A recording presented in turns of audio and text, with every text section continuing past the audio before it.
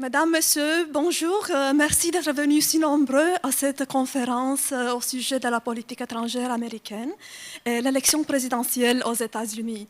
Cette conférence est présentée par le Centre d'études en politique internationale, CIPE, le réseau en études de sécurité ici à l'Université d'Ottawa, en collaboration avec l'ambassade des États-Unis. Je m'appelle Alexandra Getchou, je suis la directrice associée du CIPE. And it is my distinct pleasure and privilege to welcome all of you to what will undoubtedly be a very special event. Now, before going any further, I would like to gratefully acknowledge the financial support provided by the US Embassy and by Fulbright Canada. And I would also like to point out that this is a live stream, and we will be taking questions via Twitter. The hashtag is election2016. And I am told that we are being watched live from Duke University. So hello, North Carolina. Greetings from sunny Canada. We are delighted to have all of you with us. And please do not hesitate to share your thoughts via Twitter, or of course, those of you who are in the room in present. Now, if I may paraphrase a famous writer, it is a universally acknowledged truth that the presidential race in the US has generated tremendous interest and passion in Canada and indeed around the world, especially in recent weeks. Canadians are watching this race with fascination, and many are asking questions about the extent to which and the ways in which its outcome may shape the role of the United States in the world. Now, today we are very fortunate to have with us two very distinguished foreign policy experts who are in a uniquely privileged position to address some of these questions. And they are Professors Peter Fever and Professor Bruce Gentleson, both of them from Duke University. A very warm welcome, and thank you so much for making time to be with us today. We are very grateful indeed. I am also delighted to say that our discussion will be moderated by Dick Custin, the Cultural Affairs Officer at the US Embassy in Canada, who, in addition to a very impressive career in the Foreign Service, was also an award-winning broadcast journalist for some 14 years. Across his... 14. I want to be very clear on that, yes, 14. Now, across his Foreign Service career, Dick has served in South Africa, Poland, the UK, and Afghanistan. And prior to coming to Canada, he was posted in Washington, D.C. as Deputy Director of the Public Diplomacy Office in the Bureau of Western Hemisphere Affairs. Now, without further ado, I would like to introduce to you our moderator and invite him to take the floor and get us started. Can I just ask all of you to please join me in welcoming our panelists and thanking them for being with us today.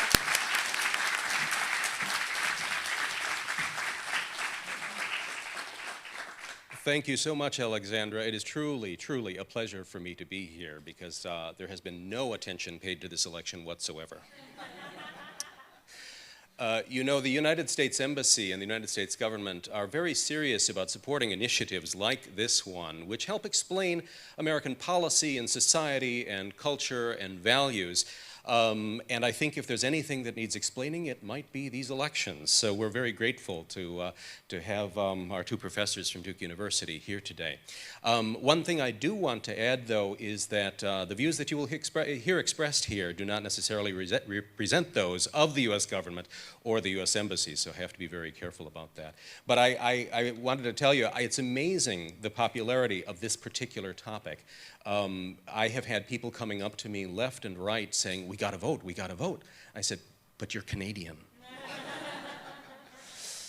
Yeah, and they say, no, it's that important. And it really is. I mean, this election is that important. It is an opportunity not only for the United States, but also for the world, and that's why the world is watching so closely. But the Center for International Policy Studies and the Embassy of the United States are pleased to welcome foreign policy experts Professor Bruce Gentleson and Professor Peter Fever of Duke University for a conversation in their popular Foreign Exchange YouTube series about American policy and politics. So without further ado, let's meet our guests. First, Bruce Gentleson. Bruce Gentleson is a professor of public policy and political science at Duke University, where he previously served as director of the Terry Sanford Institute, now the Sanford School of Public Policy. He's a leading scholar of American foreign policy and has served in a number of U.S. policy and political positions. In 2015 to 2016, he is the Henry A. Kissinger Chair in Foreign Policy and International Relations at the John W. Klug Center at the Library of Congress. He has authored or co-authored several books on U.S. foreign policy, and from 2009 to 2011, he was Senior Advisor to the U.S. State Department Policy Planning Director. In 2012, he served on the Obama 2012 campaign, a National Security Advisory Steering Committee. He has lectured internationally and is often quoted in the press. He has appeared on such shows as the Lehrer NewsHour, BBC, Al Hurrah, China Radio International, and National Public Radio. And he co-hosts the popular YouTube series Foreign Exchange with Professor Peter Feaver. He holds a PhD from Cornell University, a master's degree from the London School of Economics and Political Science, and a bachelor's degree also from Cornell, including study at the Universidad de los Andes in Bogota, Colombia. Peter Feaver. He is a professor of political science and public policy, also from Duke University. He is director of the Triangle Institute for Security Studies and also director of the Duke program in American Grand Strategy. From 2005 to 2007, Mr. Feaver was on leave to be special advisor for strategic planning and institutional reform on the National Security Council staff at the White House, where his responsibilities included the national security strategy, regional strategy reviews, and other political military issues. Mr. Feaver is author and co-author of several books and co-hosts the popular YouTube series, Foreign Exchange with Professor Gentleson. He has published numerous other monographs, scholarly articles, book chapters, and policy pieces on American foreign policy, public opinion, nuclear proliferation, civil-military relations, information warfare, and U.S. national security. He is a member of the Aspen Strategy Group and blogs at shadow.foreignpolicy.com. In 1993 to 94, Mr. Feaver served as Director for Defense Policy and Arms Control on the National Security Council at the White House, where his responsibilities included the National Security Strategy Review, counterproliferation policy, regional nuclear arms control, and other defense policy issues. So without further ado, let me start with Peter Feaver.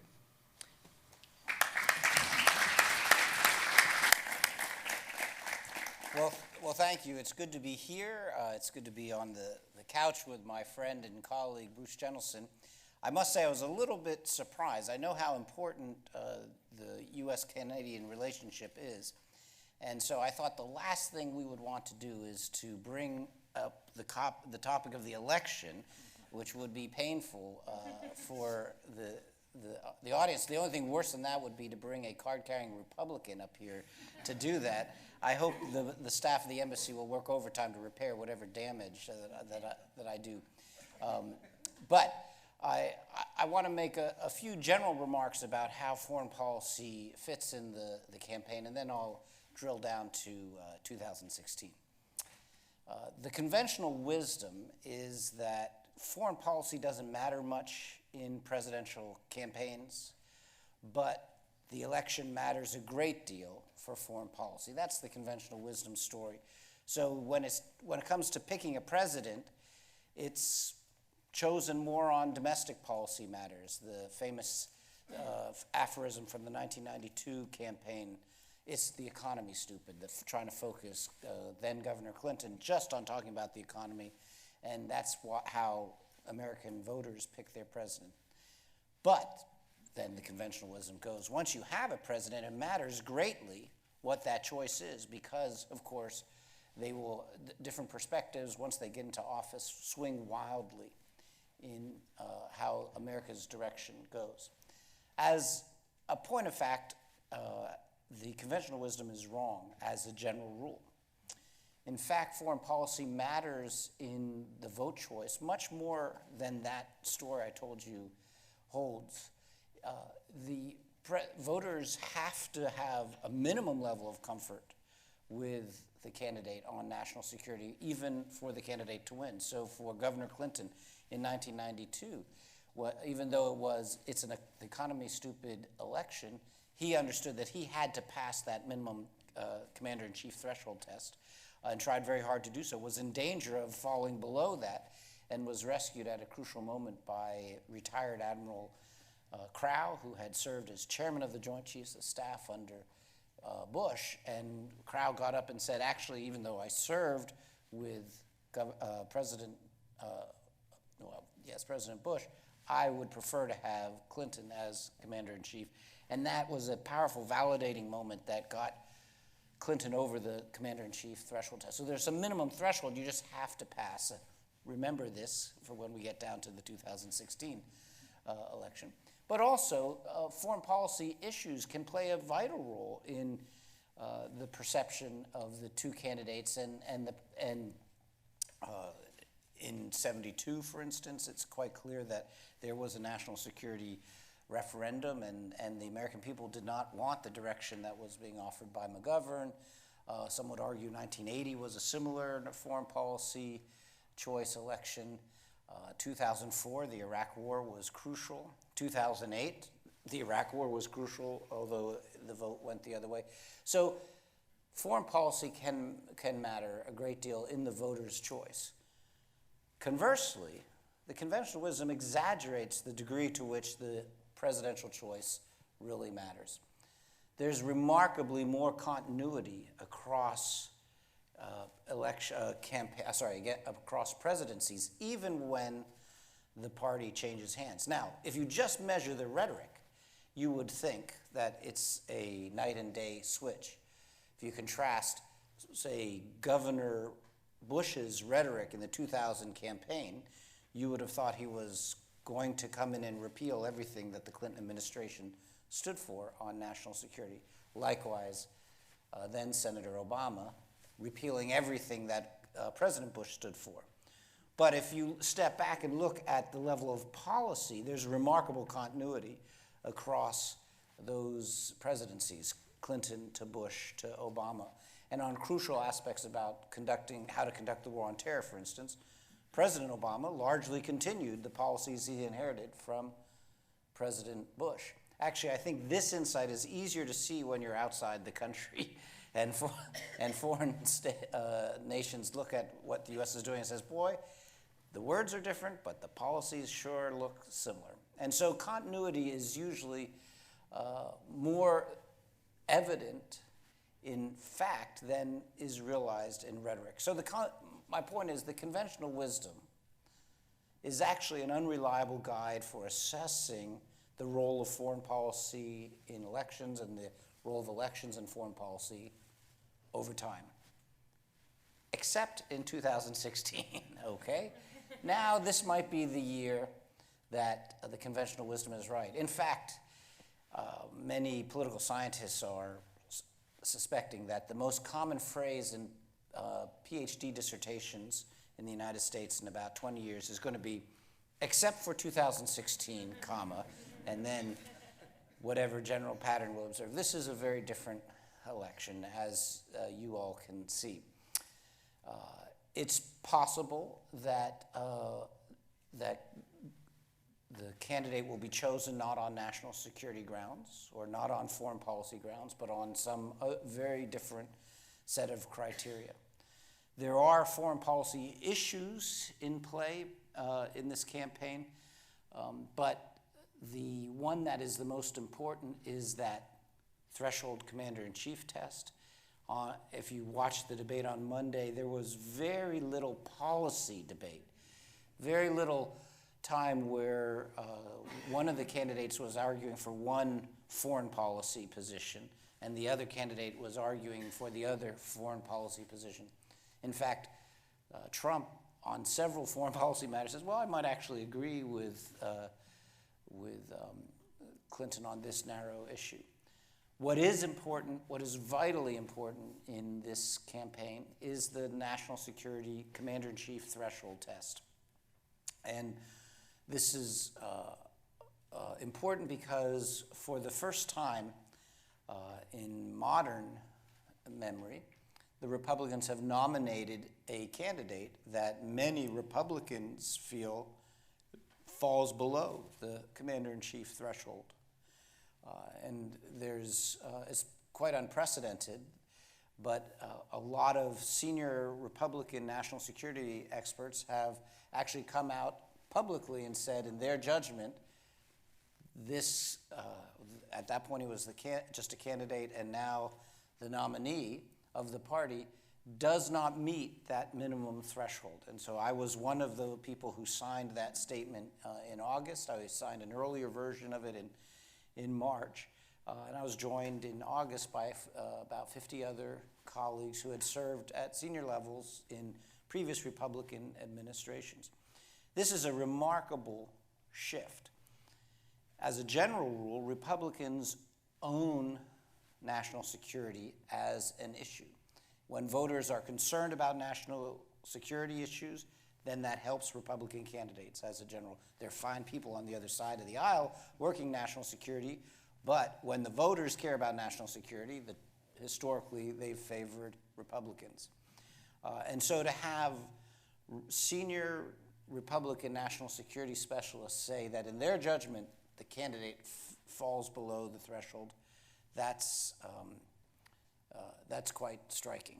But beyond that, you don't see many foreign policy issues being debated at the level of policy. Now, I think later on in our conversation we'll get to that level, but it will be at a level that you haven't really heard in the general election so far.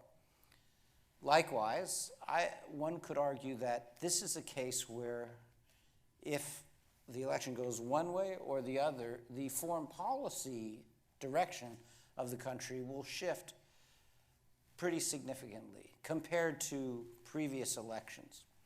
So the rhetoric about how this is the most important election in America of all time, you'll hear that every 4 years. And there's never been a presidential candidate who said, you know, it doesn't really matter this year. Whoever wins, I'm sure it'll all work out. So they never say that. But that rhetoric, I would argue, exaggerates the difference. I think this time you could get very different policies, particularly on issues that the Canadians care about. So it's entirely possible that a President Trump would carry through with his threat to leave NAFTA.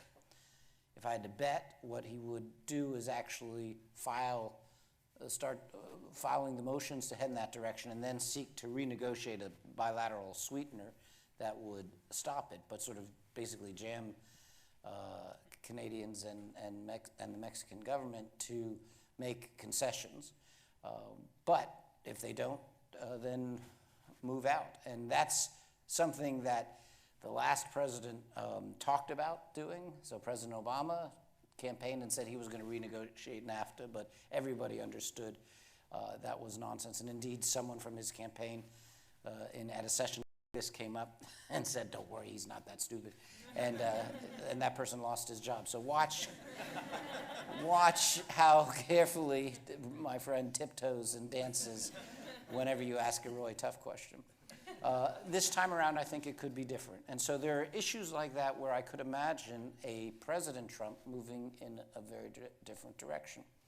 So that leads me to the next point. How should Republicans think about this election? Republicans like myself, people with an interest in national security, have fallen into several different baskets. And I'll just explain briefly the logic that they get. There's one basket, and this is the one I fell in, is that we look at the Republican nominee and we say we had 14 others that would have been wonderful candidates. They each had different strengths and weaknesses, but on national security we could have endorsed them, and the party picked the one that we couldn't. And so we refused, and we publicly come out and state we will not support Trump, and I won't vote for Trump in November. There's another basket of Republicans who make that same logical progression and conclude, therefore, I need to endorse Secretary Clinton. She has a lot of strengths, and compared to Trump, she's obviously prepared on the issues. She has relevant expertise. And while there may be issues that people do not like about her on this or that policy, compared to Trump, my friends conclude she is the superior choice, and so they endorse her. And there's a number of very prominent Republicans who have done so, and there's more coming out every week. And then there's a third category of people who I think are sympathetic in their critique of Trump, but have not come out publicly one way or the other. How could you end up in each of those baskets? Well, I've explained the logic for the first. Let me tell you why I'm not in the second basket. Those who go all the way across the aisle to endorse Clinton are making it harder for them to have a role in repairing whatever is left of the Republican Party after this election. There's going to be a debate inside the party of the heart and soul of the party, what the party stands for. This country, the United States, needs a strong Republican Party. The Democratic Party, when they're in power and they don't have a strong Republican voice in the opposition, things tend to go poorly for the country. So there are system benefits when there's a strong check and balance. And so repairing the Republican Party strikes me as not just a partisan interest, but is actually in the national interest. But Republicans who have endorsed Secretary Clinton will find it hard to contribute at the level that needs to be contributed to that repairing the Republican Party. And so I think that is why many people have not joined my friends who have taken the principled position of endorsing Clinton. What about that third category? People who are not making a public statement one way or the other. Well, the logic there is Trump might win. That may have sounded like a punchline 6 months ago. I noticed no one laughed when I said that now.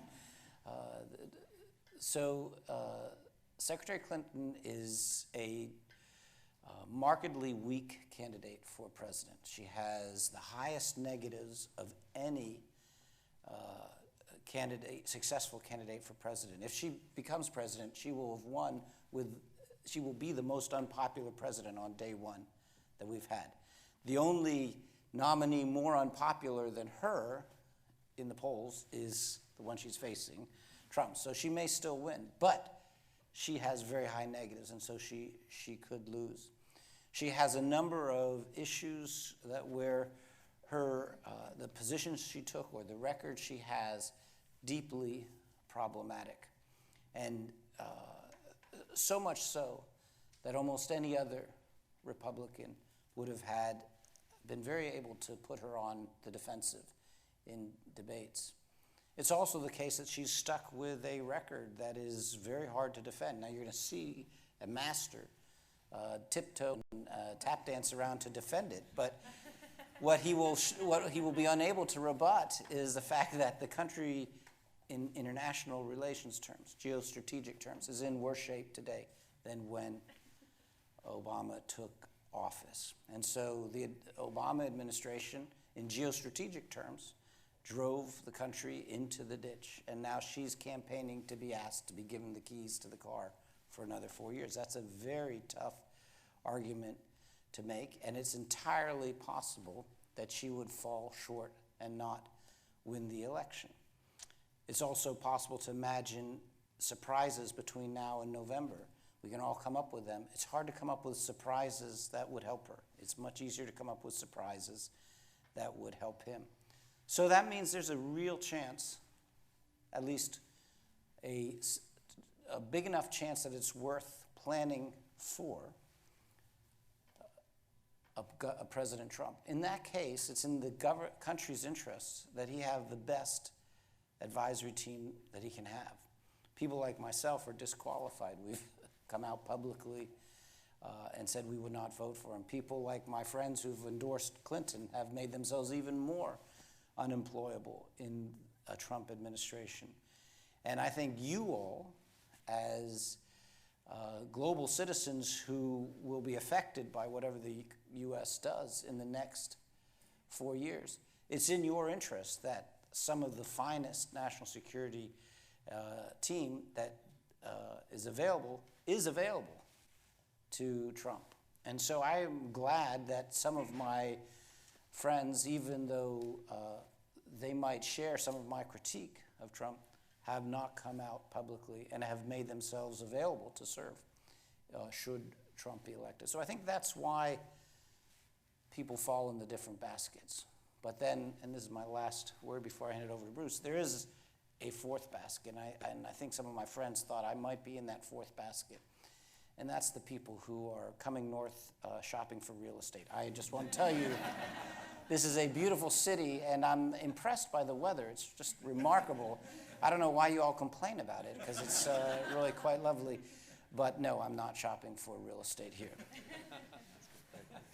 Thank you.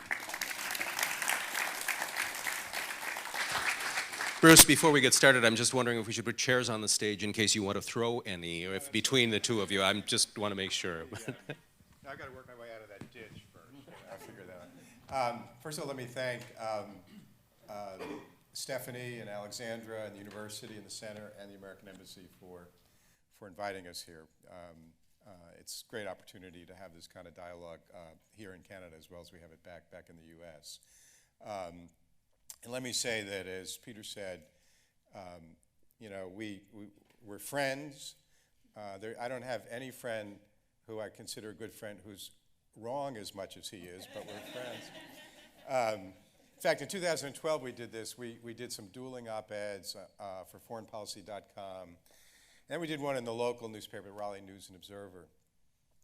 And he gets this irate email or call for somebody that's just calling him out as an immoral person and everything else. And this, I guess this goes on for a while.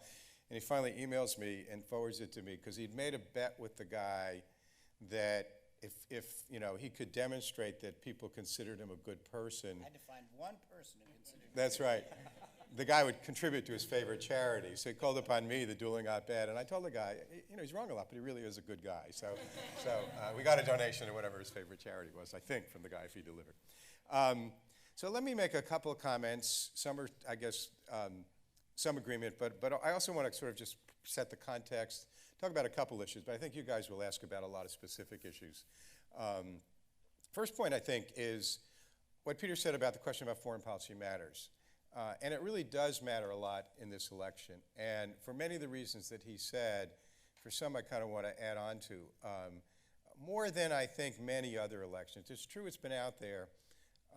It's not the case it's always been a Republican issue. If you looked at the polls in 2012, Obama did better than Romney on who do you favor on national security. So it's been in a bit of fluctuation, frankly, since the Iraq War.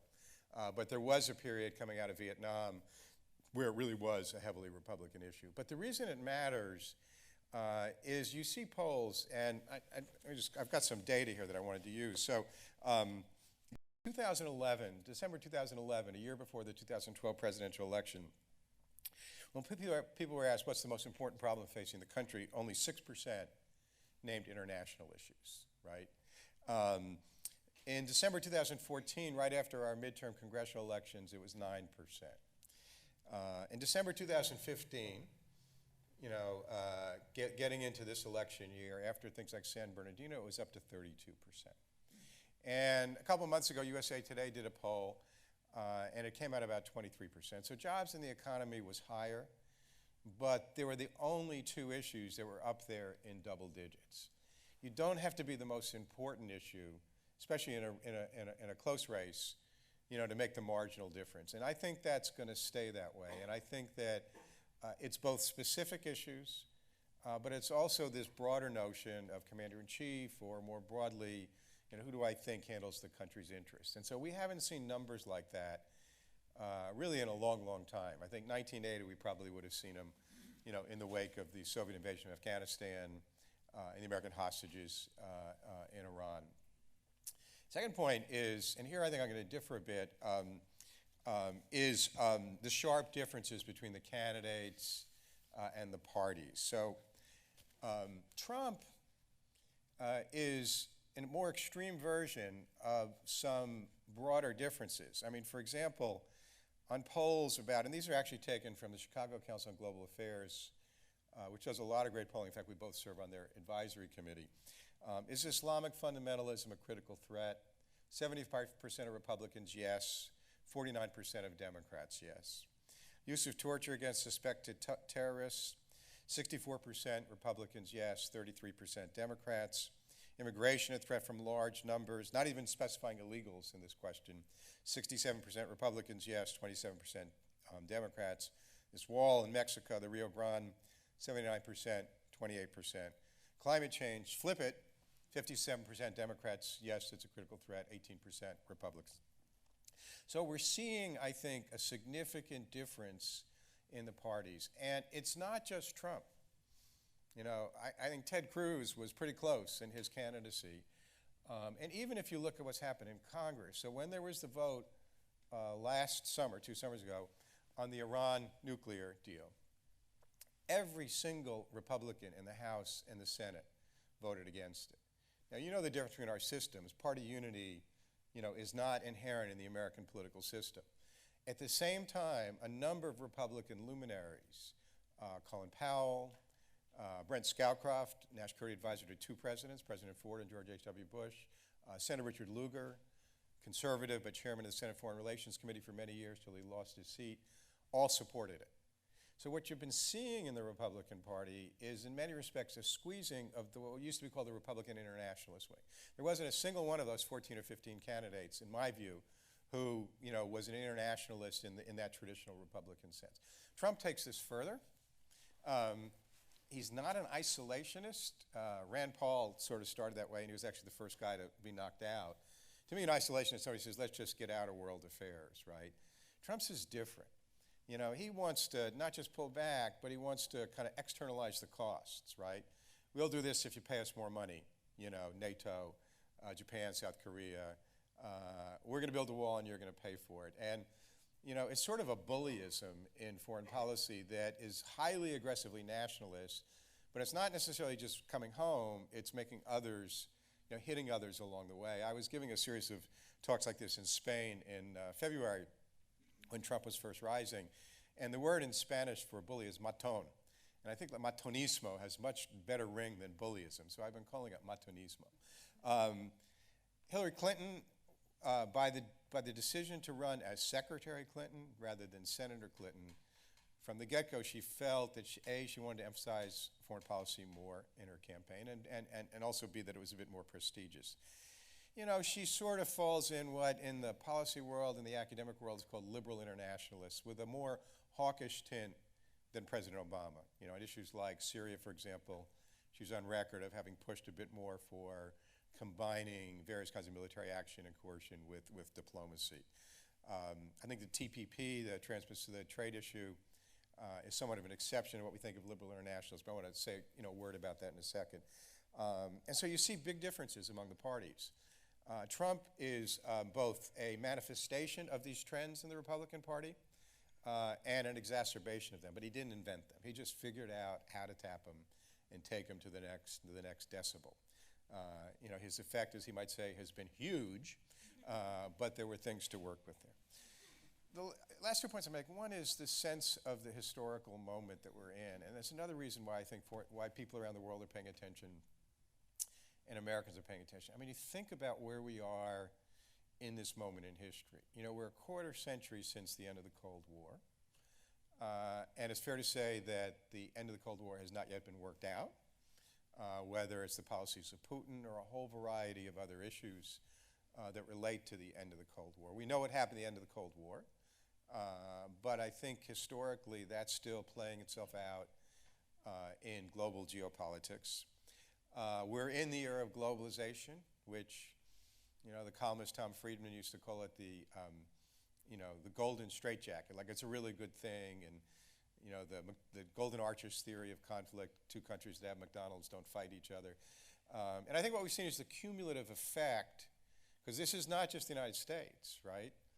I was in London in late June giving a talk on foreign policy in the American election. It turned out to be 2 days after Brexit.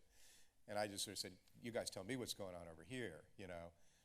Then later that week, they proceeded to lose to Iceland in the European Cup. So, you know, people in Britain, in England at least, were pretty devastated. So the whole globalization impact, you're seeing it on the left and the right. The demographics of Trump voters and Bernie Sanders voters has some overlap.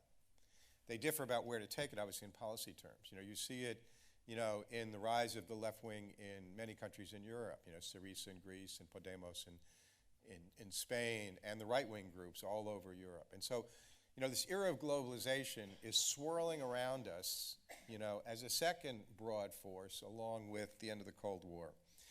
9/11 in the year of terrorism. It's true that terrorism was going on before that, not just for Americans but elsewhere, but it really dramatically changed it. And now that we're in the, whatever you want to call it, the lone wolf actors, as you all had the attack on your parliament, and the dynamics of terrorism are part of this context on top of the others, and the rise of China, right? Economically, regionally, geopolitically. So all these things are swirling around, changing the context of foreign policy. I have some criticisms of the Obama administration. We can talk about them. I don't think we're in a ditch, and I don't think on balance has been a failure. I think it's had many successes, and as Peter knows and others know, while the Bush administration got criticized for some things that it did better than it was given credit for, the invasion of Iraq, in my mind, was one of the greatest blunders in the history of American foreign policy. So I think there's a lot to talk about there about what the legacy is coming forward. Last point I want to make is this question about Commander-in-Chief and the concerns about Trump as an individual. For the sake of argument, let's just say, he's a man who likes to make a deal, and he would come into office as president, and he would just change his positions. Let me negotiate a little harder on NAFTA, get a better deal. Europeans, just pay me a little more money, and we'll keep working together. Putin, I might have said nice things about you before, but I really don't like you. There can only be one tough guy in this world. Let's just say he does all that, right? The concern I think that people have is this notion that keeps getting talked about as temperament, right? One of the biographies of Franklin Roosevelt was called The First-Class Temperament. When you think about decision-making, we have a colleague in this room who does a lot of work on decision-making in foreign policy. Or if the average American thinks about it in their own life, personal or their own work life, when you make decisions impetuously and emotionally and not paying a lot of attention to what information or evidence you have, you tend to make bad decisions. And I think that's the crucial factor about Trump is, and if you look at his biography, there's a really good documentary that's just been released on American PBS about both of them called The Choice. I think it's available by stream. You see this thread all the way through his life, the way he's conducted himself, the way he makes decisions. And I just think it's not just the nuclear button, that's really itself and a metaphor. But I think people's concern, and this was reinforced in the debate the other night by the screenshot, and having worked for Al Gore when he ran for president in 2000, and having seen in the lead up to this replays of his sighing when George Bush was talking that led people, it was interesting at the time, the spin room that night said Gore won. But as the sigh kicked in, Gore lost the debate. He was being arrogant. It was reinforcing this notion that people had that he was a little, always thought he was the smartest guy in the room, et cetera. Trump's visual, probably a lot of you saw it, I think was really profound. And I'm sure his handler said, cool it, Donald, and he just couldn't do it. And so the temperament issue, I think, ultimately is the disqualifier in a very, very dangerous way because of, again, as we think about any kinds of decisions. There wasn't a lot of policy in that debate, so these things came through more. One of the debates remaining, if it does happen, is 90 minutes on foreign policy. So you're going to have to get into issues. Now, the candidates always deflect and all that sort of thing, but we will get into that in 90 minutes on domestic policy and the other debates. So, so I think there's a very clear choice there, and I think that, but separate from that, if Hillary Clinton wins, these forces that we're talking about, of economic dislocation and cultural anxiety, we're going to be a majority-minority country within about a decade, and personal security of terrorism. And again, you see them, probably see them here, but I think in Canada less than any advanced Western industrial democracy I can think of. You see them all over Europe. Those are still going to be with us. And so she surely will have this issue of trying to up her popularity because of views of her, which I actually think is a manageable issue. But fundamentally, there's a lot going on in our societies now that are deep social forces that affect not only what we do at home, but the kind of role we play in the world. So that's the kind of cusp we're at. Obviously, who wins really matters. But I think beyond that, there's some things there that are, it's not just about who wins the election. Okay. Thank you both very much.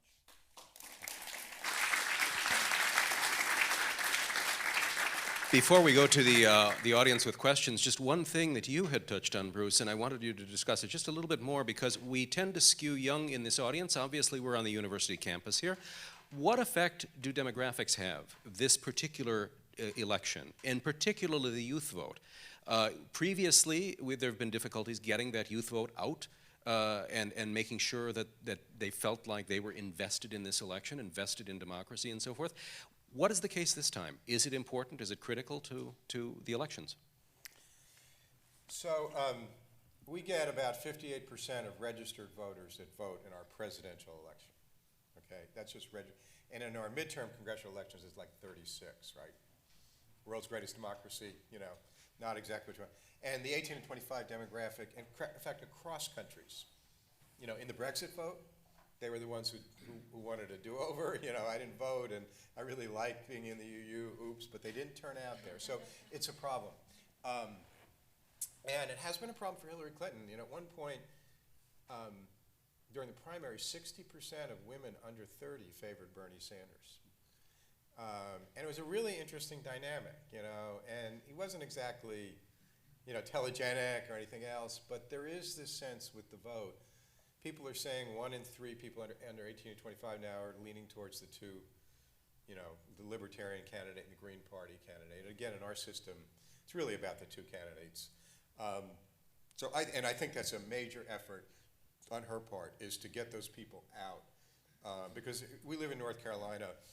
In 2008, it voted for Obama. In 2012, it did not.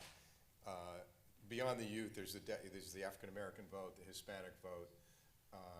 But Hillary Clinton only wins that state if she gets all of those constituencies out. And, you know, having lived through, with great pain, the 2000 election, and all these people I knew said, there's no difference between the two candidates, I'm going to go vote for Ralph Nader. I kind of lose my cool when people tell me that there's no difference between the candidates and they're going to vote for Gary Johnson or something. You know, I think I understand expressing your view, and I understand supporting Bernie Sanders. And all that, but I think at the end of the day, you really need to know that you know, you can express your view, but it may have a tangible impact. Mm-hmm. So, yeah, this is one of the ways in which Clinton is a weak candidate. So this is a change electorate. The mood in the country favors change, and she is the establishment continuation candidate. More to the point, this is the last election, probably, when two baby boomers will be vying with each other. This is a passing of a political age, and the baby boomers have dominated American politics for the last 30 plus years, but this is their swan song. And there's a sense of disconnect between that generation and the 18 to graphic you mentioned. And then finally, and this is probably unfair to her, but it's a reality that her campaign has to deal with, there's a genuine Clinton fatigue in the country. There's a sense, just in today, the Washington Post ran a front page story dragging up all of the marital infidelity stories of the 90s, and it's a story that Americans have been, you know, listening to for decades, and folks are tired of it. And of course, that's not Secretary Clinton's fault. That's a critique of her husband. But I think I'm sure Bruce has talked to many students who have that same kind of, I'm just tired of hearing that. I'd love to see something fresh. Now, Trump is older than her, and so and is a throwback to the 80s in so many ways. But he is different, and I think there's some people that difference appeal. At least he's not more of the same. And during the 30 minutes of the debate, when he was holding his own, the first 30 minutes, he was holding his own because he kept harping at, you've been doing this for 30 years, you've been doing this for 30 years, you know, harping at, you're the old and I'll bring about change. So she and her team need to mobilize the youth vote and need to get them out to win key battleground states, particularly North Carolina, where it will matter heavily. Or she just might not win. And it would be ironic in the extreme if the youth vote, which is at odds with Trump on many, many policies, but by virtue of not voting or voting for another candidate, ends up swinging the election. Well, I'm sure we have many other questions, many other areas we want to go into, and I'd ask you to just raise your hand and then walk over to the microphone over here so that we can get you on mic and on camera. I should mention that this is being live streamed. So we have our first question over here. Hello, thank you for coming and for the great talk. We really appreciate it. My name is David. I'm a student here in Public Administration and Political Science. I just had a quick question. I feel something we do not really talk about in these elections, and that might affect perhaps the outcome in maybe 2, 4, 6 years, is how Congress will shape up and how that's important as well. So I'd like to know and hear your thoughts about what if it's a more Republican-led Congress or a more Democratic-led Congress, depending on who wins. So, and how could that affect perhaps the president's influence afterwards? Thank you. So from a Republican point of view, it's a world of difference which President Clinton we have. President Clinton, who must negotiate with Speaker of the House Nancy Pelosi and Senate Majority Leader Schumer from New York, 2 Democrats, that is a very different presidency than President Clinton, who must negotiate and compromise with Speaker of the House Ryan and Majority Leader Mitch McConnell. And from a Republican point of view, that second world is much more favorable. That there are many things that a president can do just by executive authority, and we've seen with President Obama just how far you can go with executive authority. He's used the executive powers more than any other president in my lifetime. But the Congress is a break. And so a Republican Congress negotiating with a Clinton White House would feel very different than the Democrats controlling all 3 branches. And there was a time in August when it looked like that she might have a chance of not only winning the White House, Democrats winning the White House, winning the Senate, which was a very real possibility, but maybe even having such a decisive victory that they would win the House, which would take a landslide for that to happen. That looks less likely today. The Republicans, first of all, Trump has recovered ground, but secondly, down-ballot Republicans are outpacing Trump, particularly in key states where the Senate might be in play or where some House seats might be in play. So if you had to just bet, if you took a snapshot of what the betting markets say today, they would say it'll be a Democratic-controlled White House and a Republican-controlled Congress. That's a better outcome from a Republican point of view. It's not a better outcome if it leads to gridlock and dysfunction, as we've seen in the past. But here's where Clinton might be different. She might be more adept at negotiating with Congress than President Obama has been. President Obama has not been effective at negotiating with Republican-controlled Congress. And I think if she continues that pattern, then we'll have the gridlock we've had. But if she is better at negotiating and compromise, I think you could see a different outcome. Bruce? Yeah, on the outcome, I think it's pretty certain it'll be a Republican House. And part of it is, we were talking with Stephanie earlier about the gerrymandering, the way districts are drawn. So the Republicans had gained control of state legislatures and governorships at a crucial time after the last sentence. I'll give you an example. Before the changing of the lines of the districts in North Carolina, we have 13 members of the House, and it was like 8 Democrats and 5 Republicans. The next election, with the newly drawn lines by the Republican governor and state legislature, it was 9 Republicans and 4 Democrats, but the aggregate vote for the House was 51% Democrat, okay? So that's really part of the issue. So I think it's highly unlikely. Maybe the Democrats will gain some. The Senate, Peter's right. I mean, there was a period where, so I think that if she's president, the Democrats need to win 4 seats they don't currently hold. And there was a period a coming out of the convention, which had been seen as enormously successful. I mean, one incredible speaker after another, validating her and pushing for turnout. And we are getting, I mean, because of North Carolina, Hillary Clinton's first appearance after the debate was in there. Chelsea's been down. Michelle Obama comes down. The president's coming down. There was a sense that you could get enough seats, you get 1/3 of the members every 2 years, that you'd be in a strong enough position in 2018 that you could still keep the majority because you'd have more people who are running, invulnerably. I think people are more worried about that. I think there's some sense they can still get a small majority, and it's going back and forth. They only have 1 or 2 seats that they hold now that are currently vulnerable, and they're more Republican.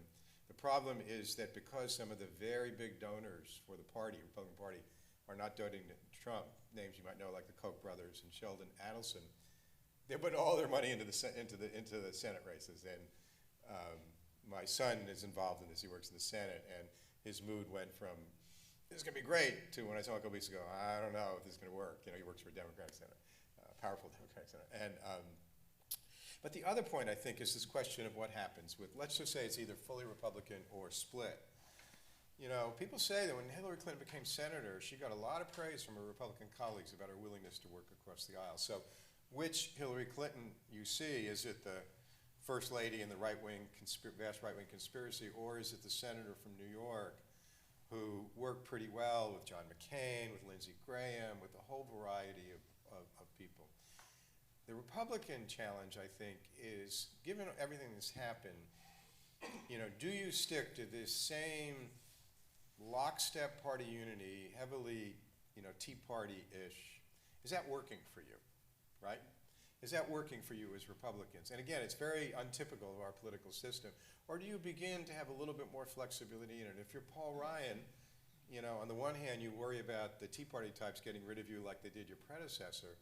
On the other hand, if he sees himself as a statesman and a future leader of the party, a presidential candidate, what are his interests in trying to strike certain deals with the President Hillary Clinton? So I think both parties have, decisions to make about how they play it out. I think if the Republicans go back to their, Mitch McConnell, the first year Obama was president, then the Senate Minority Leader said, my, greatest goal is to make sure that he's a one-term president. Well, it didn't work, and you may have what some people call a third Obama term. So it'll be very interesting to see how both sides figure out their strategy. I know we have a lot of questions, so we'll get right to the next one. Hi, my name is Alan Freeman. I'm an honorary senior fellow here at the graduate school.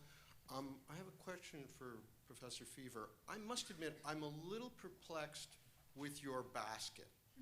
You're basically, from what I understand, in the basket which says you don't think Trump is up to it as Commander-in-Chief, but you won't support Hillary. In that way, it seems as if you're risking a Trump victory. In that case, if Trump wins, can you reform the Republican Party? I have a second sort of minor question to the two of you. Do you think the Miss Universe pageant is under the rubric of foreign policy? Well, Bruce is the expert on beauty pageants, so I'll let him handle that question. Is that on my resume? I never saw it. That's right. They're both judges, by the way, for Miss Universe. I don't know if you know that. Yes. So I've actually explained this in a blog post that I encourage you all to read on shadow government. I forget the title that the editors gave us, something like "Never Trump and Neither Clinton" or something like that. But it lays out the argument. We haven't really talked. You'll notice he's avoided talking about Secretary Clinton's record, and there's a reason why he's avoiding that topic. But she has a problematic record on substance where she was right on policy, and she was right on policy a number of times.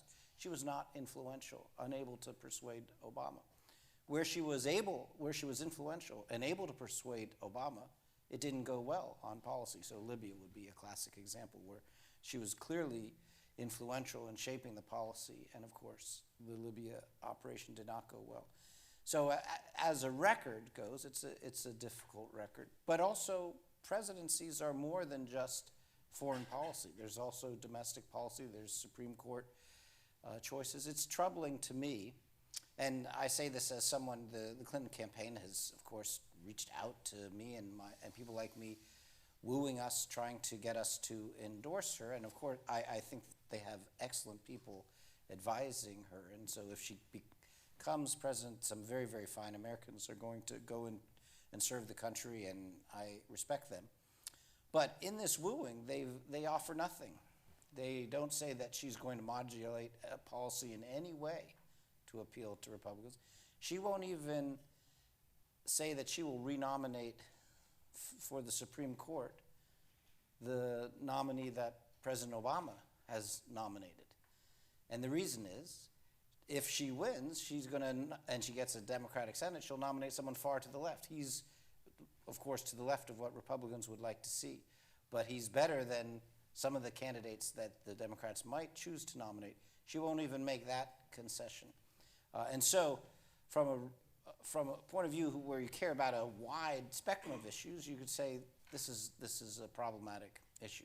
And then the final argument is there's lots of wonderful Republicans. The Republican bench is much better, frankly, than the Democratic bench. One of the challenges that the Republicans had is they nominated they had so many strong candidates run in 2016 that they kind of defeated each other. But I intend to vote for Senator Ben Sasse, who's a very promising up-and-coming Republican. Maybe, 2016 is obviously too soon for him. 2020, who knows, too soon. But remember that name. He's going to be a leader, Ben Sasse, and he's a fine, fine American. And so part of it is a vote for the future.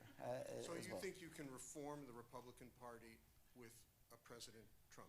That's what you're saying. Well, I think if there is a President Trump, then the challenge for the Republican Party is much greater. I accept that proposition. I do. And that's why I've said I'm not voting for Trump. Thank you. Yeah. I want to hear you talk about the beauty contest. Yeah, right. Well, let me simply say, we never entered our daughter in any beauty contest. She has a PhD, and she went a different route, so we're not unhappy with that. The notion that he actually said things along the way when asked about his foreign policy credentials that I ran Miss Universe, that's like really weird, right? Candidates said, and he said it more than once. It wasn't just a gap. Of course, I'm happy to talk about the record. And I'll wait for a lot of questions, but I'll throw a couple things back to start to demonstrate that it's not being avoided. It just hasn't been asked yet. But since you raised it, Libya intervention was the right thing to do. We went through the UN process the way you're supposed to do with the Arab League and the Security Council, including the Russians and the Chinese abstaining, not vetoing. Worked with the NATO partners. The mistake, was lack of follow-through. And there's a fundamental issue there. And absolutely, everybody in the administration and the UN and Europe bears responsibility, because it's not just, it's just sometimes the way we think about terrorism, this, you eliminate a leader. The whole question of the follow-through, and there are a number of people here at this university, and in fact, Canadian academics are some of the leaders in studying, this whole question of, how do you try to help states build capacity and stuff. But whatever else has gone wrong with Russia, we did get the START agreement, which was a big deal. That was part of the reset that was successful. The Iran deal, in which Secretary Clinton and her staff that's still with her, played a crucial role. Of course, if you think the Iran deal was a bad deal, you see that differently. I don't. And we can go on and on with a bunch of other issues. And I think that, I think she left the secretaryship with about 60-some-odd% approval. And the question of, and I do agree with some of the things that Peter was saying. There was a sense of the email and some of these other things, and people started to say, the Clintons are back with their political shenanigans. And so we got back into this, and, but I think there was enormous respect for the way she handled that position. On some of these pledges to Republicans, I actually think she will bring in, on the foreign policy and security side, more than a token Republican. And I think on the Judge Garland thing, how can Republicans say that when, in an unprecedented way, we have stalled the process and not created a ninth, allowed there to be a ninth Supreme Court justice. And if she were to be president and choose somebody else, Mitch McConnell, that's on your docket, because you didn't allow a hearing on the president's nominee, and that's a fundamental part of the system that should not be as vulnerable, they changed the Senate rules a couple years ago, Senator Harry Reid did, to limit the use of the filibuster on certain kinds of appointments. Not fully, but this was one that it didn't apply to, and so, I mean, there's a whole lot of responsibility on the Republican side. Okay, next question. Hey, my name is Amit, and I'm a law student. My question is about TPP. As the Secretary of State, she called TPP as the gold standard for all trade deals.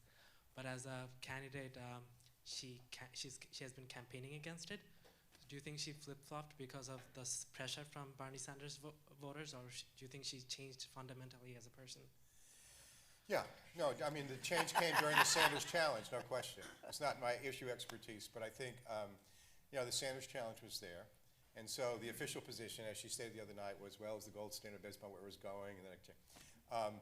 But I think this really gets at this broader issue. We've taught it in our classes. We've had this very dichotomous debate for a long time. You're either free trade or you're a protectionist. And what we are seeing, again, without any way agreeing with the Brexit vote, is there's this range of policy options, coming out with what do we mean by fair trade? How do you really ensure? When I teach trade policy politics in my class, I say, my Subaru costs less money. The aggregate benefits to the economy, but the guy in, General Motors worker in Michigan or a factory plant in North Carolina, they bear very heavy direct costs, so the aggregate cost. But even economists now, MIT economists and others, are beginning to challenge sort of the free trade orthodoxy.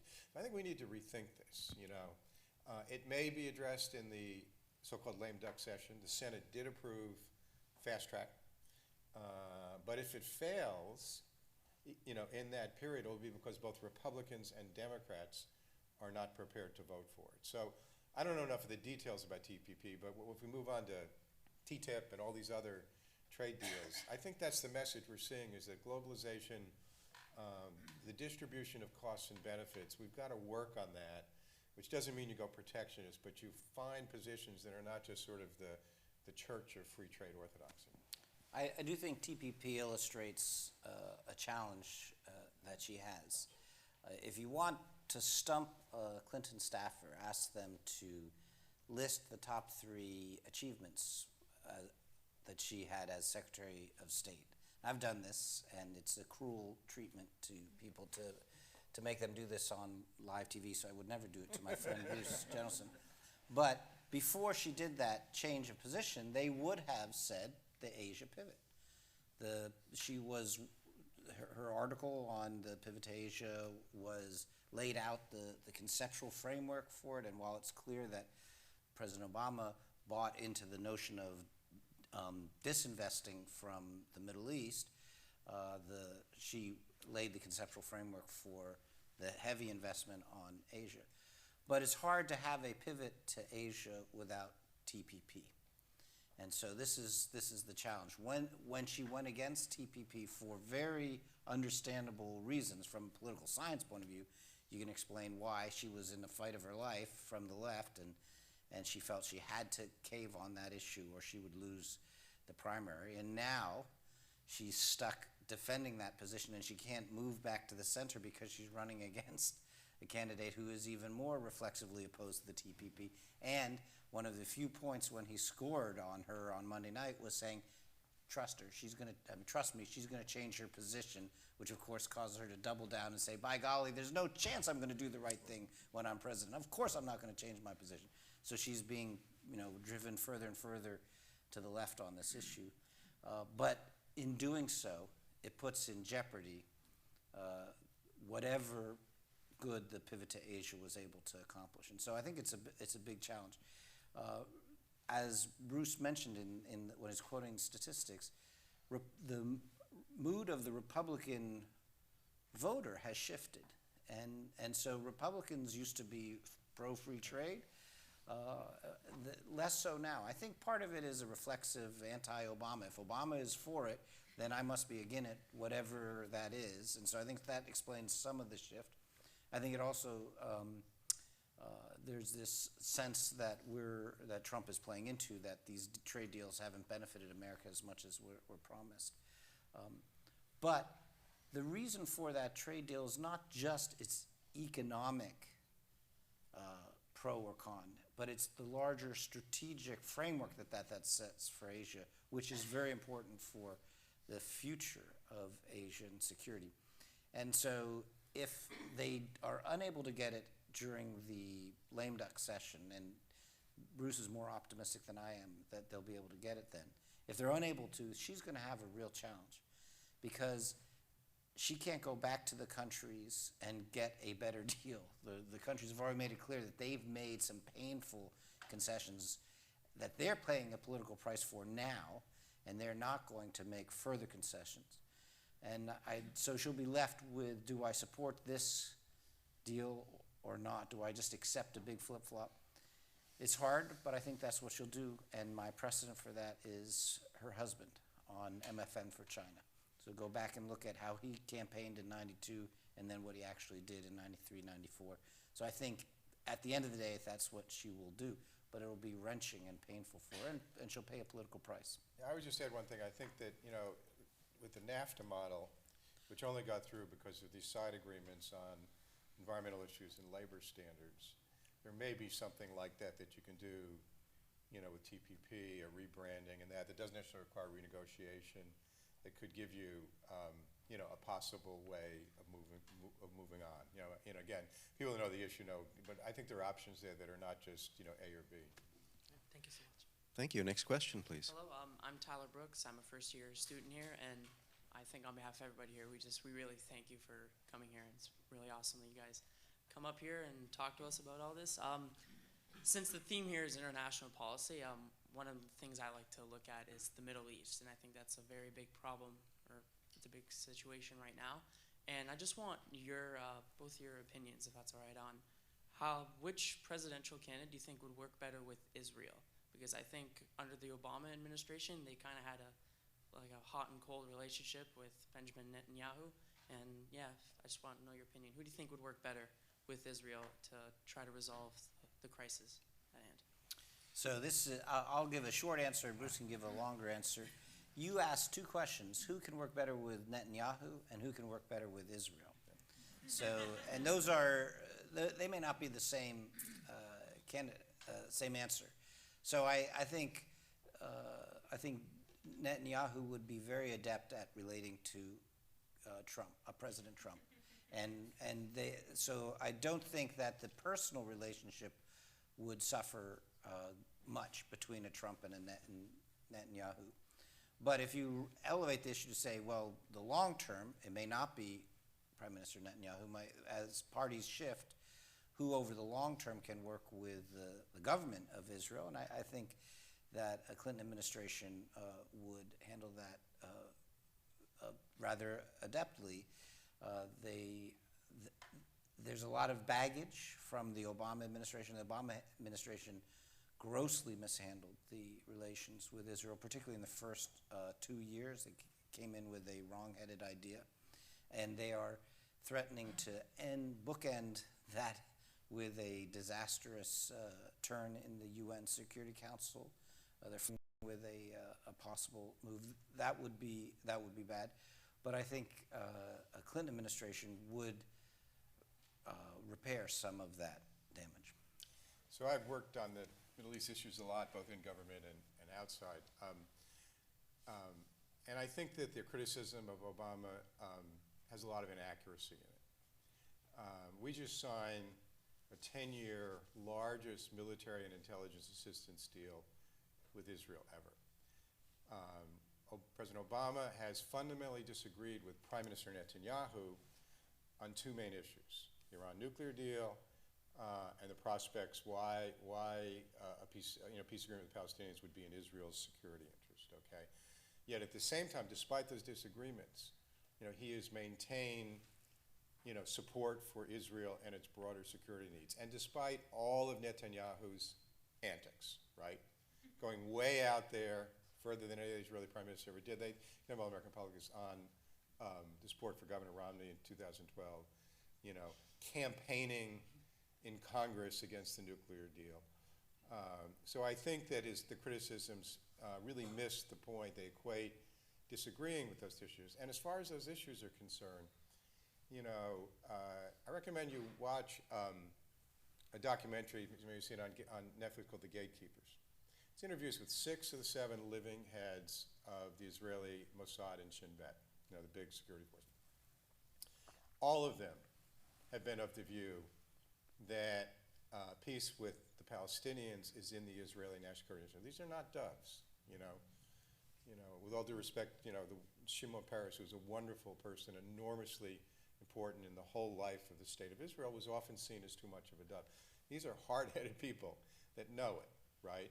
And and there's another series that's out now called The Commander. So there have been a lot of articles written on this. So there are many Israelis who really believe, that Netanyahu is taking positions that are more in his political interests than in Israel's fundamental security interests. Okay, and so to the extent that President Obama shares that view, he's not alone in terms of Israelis, and there's a basis for it that's not just his own personal view.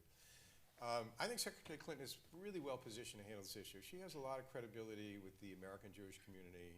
She has credibility with Netanyahu. I know for a fact, including from when I was in the State Department in 2010, a particular set of phone calls between her and Netanyahu that were pretty tough, her on him, for things Netanyahu was doing in that first 2-year period. And the Jewish American community, maybe true in Canada and Europe, is very split on these issues. There's the so-called AIPAC position, but whether it's the youth or others, Obama still got over 70% of the vote of the Jewish American community. He didn't get the 80s, but he still got over 70%.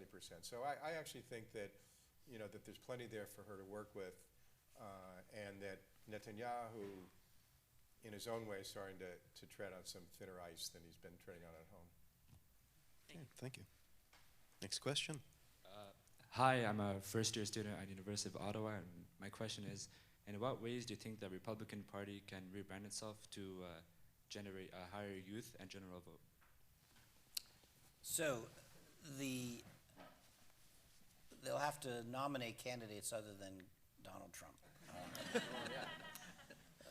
And so I don't think that kind of candidate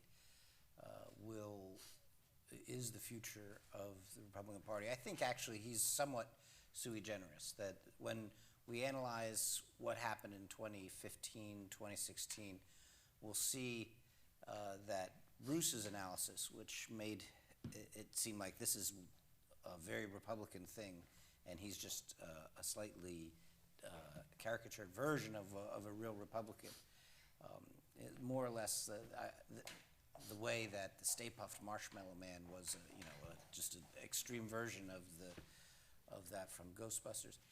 I don't think that that's accurate, and I think that he was able to win in 2015 for a number of because of a number of tactical blunders that other campaigns made, and because he had unique abilities to command TV and command public attention that wouldn't be replicated. So I worry less about the future of the Republican Party as if it were going to be nominating a series of these kind of candidates. The Trump-like candidates in primaries that were trying to follow in that pattern in the undercard, by and large, lost. So they lost for House, lost for Senate. The Trumpkins, they were called, they did not perform well. So I think he is one of a kind. That's the good news for the Republican Party. Now, from a positive point of view, what does the Republican Party have to do? Well, they have to go beyond the party of no, and I think this is where General Bruce's critique of the party is so extreme that they're willing to put in jeopardy the full faith and confidence in the credit rating of the United States government, or shut down the government, threatening that repeatedly. That's not a path to future electoral success. That the Republicans that I think have a better grip on it are called reformicons. And if you haven't read about it, Google that phrase, reformicons, And these are relatively conservative Republicans who have identified a series of policy reforms, some of which are so sensible even Bruce would endorse them, and others might be too free market or in orientation for Democrats, but are the type that would appeal to a younger generation that recognize that the old way of doing business is not likely to be a good deal for their generation in the long run. And so I think that there's potential for the Republican Party to grab the hearts and minds of a younger generation, but they have to get past this election, and they have to demonstrate in the next political season, whatever that looks like, that they can govern responsibly and produce results. And so I'm optimistic that they would do that. I realize this is like saying, aside from that, Mrs. Lincoln, what did you think of the play? Right. If you set aside Trump for a moment and just do a snapshot of the American political system, you would not conclude that it's the Republican Party that is the most in distress. Republicans have strength in the state chambers, so they control more governors, they control more state assemblies.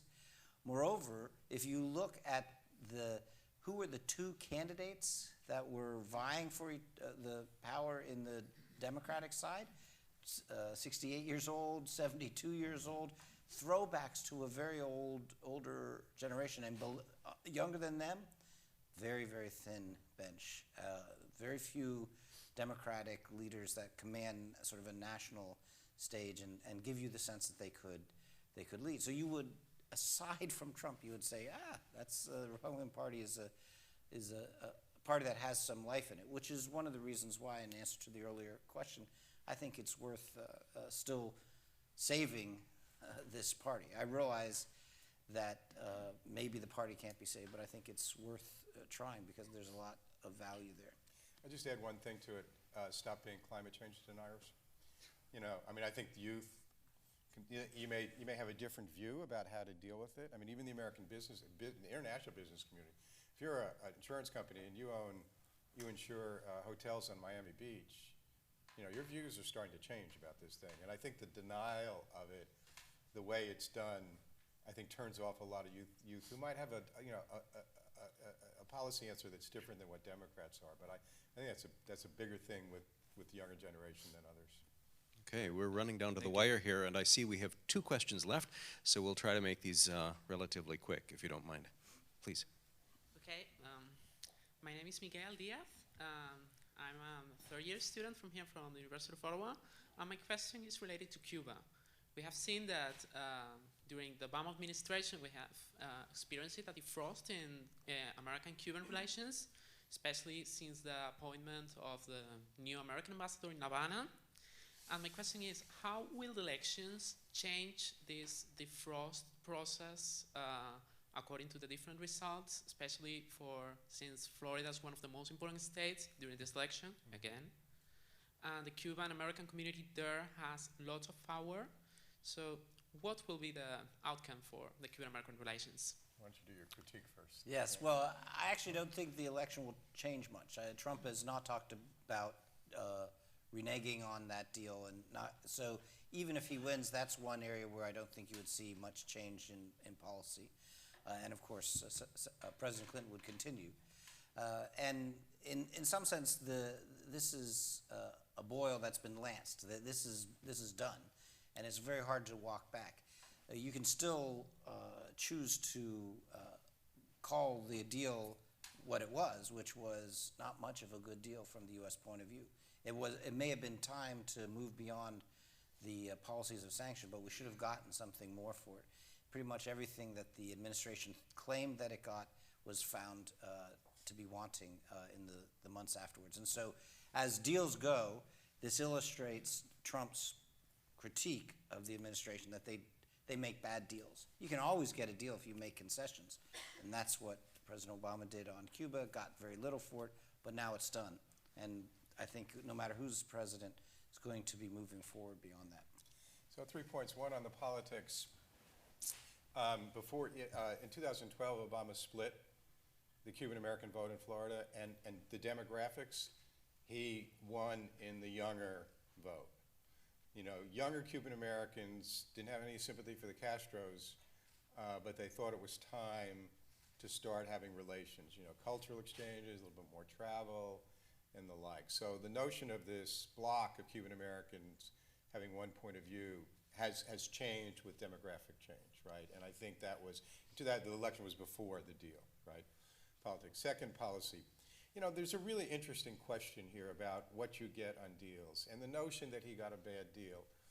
First of all, the notion that if we somehow negotiated harder, kept the sanctions for another decade after, 50 plus years, that we were going to get the Cubans to fundamentally, cry uncle, cry tio, it just doesn't happen. That's not the way negotiations work, And I think the calculation here was we were more likely to have a positive effect over time with Cuba by opening relations, by stopping all the Canadian companies from getting all the good land for hotels and getting Americans in there. And with the overall effect, and that you have to work that process. And again, political science and other studies show that this is the way political change works. It doesn't happen, all right, you're right, I cry uncle, we're going to have free elections next week. There's not, so I think it's a strategic, this is one where Derek's playing the long game, I agree with that, others I don't. I think you're making an event. Last point is the true story of the Cuban deal. So I was there in November 2012, I took a group of Duke alumni there, and just to be there, and I actually had some side meetings with some Cubans about some issues where they'd say, meet me can't come to your hotel, meet me at such a fountain. And I ran into a bunch of guys from Massachusetts who were a softball team, guys my age, and they signed me up and went out and we played softball with a bunch of Cubans all day. And just like ping pong diplomacy helped with China back in 1971, our softball diplomacy was the crucial change that opened the way for Obama to do anything. And I got my T-shirt and I put it in Twitter and everything out there. So, Thank you. Okay, and the last question. My name is Joshua Din. I'm a third-year fine student at the University of Ottawa. And having noted Trump's rhetoric on China and America's alliance with South Korea and Japan, I'm curious to hear about your opinions regarding what are the consequences for the South China Sea if Trump does win the presidency. Well, I can advertise a great talk on the South China Sea later on today at 3 o'clock. So come hear Professor David Welch on that topic. This is one area where the inherent powers of the presidency would empower President Trump to take some pretty fateful steps. So one of the things he could do is declare that China is a currency manipulator, and that would trigger a number of punitive and then likely retaliatory steps and trigger a trade war. And he could do that, and there'd be very little Congress or other branches could do to stop him. And so it is possible for President Trump to have a big impact on China policy. Likewise, it's easy to imagine a incident at sea somewhere, some sort of ships running into each other or airplanes being downed. That happened to the Bush administration in 2001.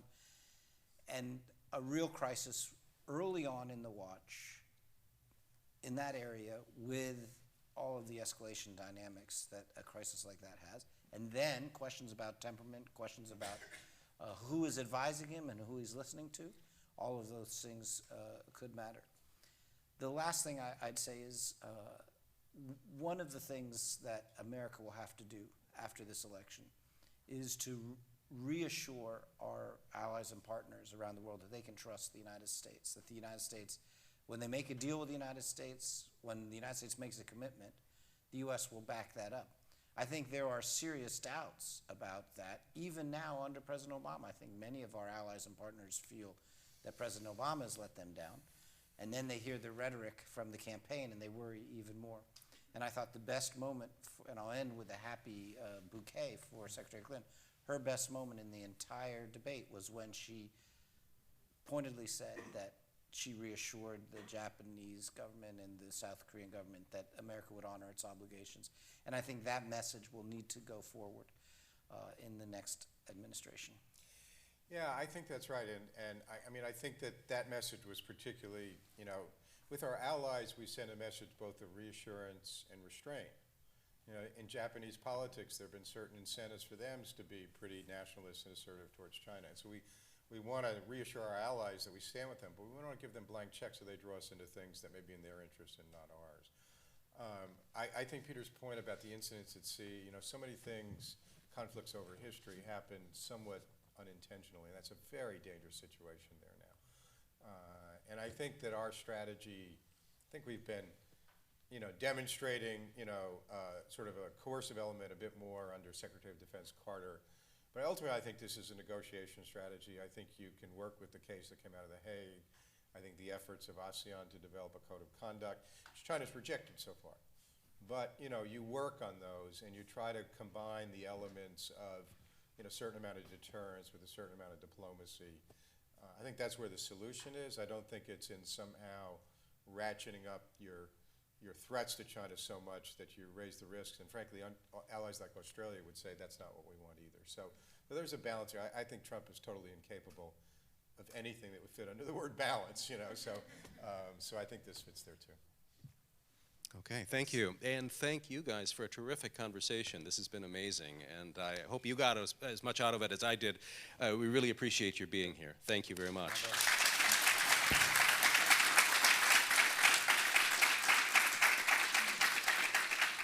And special thanks also to the Center for International Policy Studies. We really appreciate their hosting this. And I think there's one more step before you get off this stage. They have a little something for you. Absolutely. Well, thank you so much. It is my sad duty to conclude this event. I know we have more questions, but unfortunately we are out of time. So I would like to join Dick in thanking our panelists. It's been a tremendous event. I know I speak for everyone when I say we are even more passionate and more fascinated with the US race. Now, I was very sad to hear that you're not interested in the real estate market in our beautiful city. I may come. But who knows, we'll ask you again after November. We do have a hope to persuade you to come back at some point before too long and share your thoughts on the outcome of the election. And because we want you to have warm feelings when you think about Canada and Canadians, we do have a small gift for you. Lovely. Oh, that's great. That's great. That's great.